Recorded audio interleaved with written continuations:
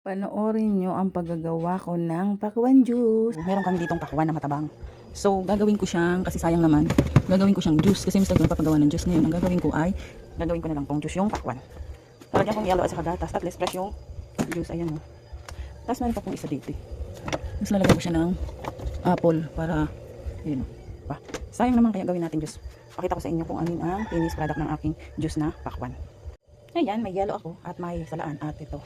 Lagyan natin dito. Kasi hindi ko kumayaman. Wala akong juice. Yung pangpigan ng juice. Ang hirap mag-video, no? Hawak mo. Lima. Ayan, Kasama. pinag-ipag ko yan para mapunta ang katas sa ilalim sa heat shield. Dahil wala naman po akong juice. Pakita ko na lang sa inyo. Lagyan ng gatas at asukal at isunod ang yellow. At yan na ang aking healthy juice na pakwan. Nilagyan ko na yan ng gatas, yellow. Ayan mga mami, nakagawa na ako ng juice na pakwan. Sayang naman kasi matabang ng pakwan, hindi masyadong maano. Ngayon nilagyan ko ng yellow gatas at ng ayan ang nagawa kong healthy juice. Thanks for watching my vlog.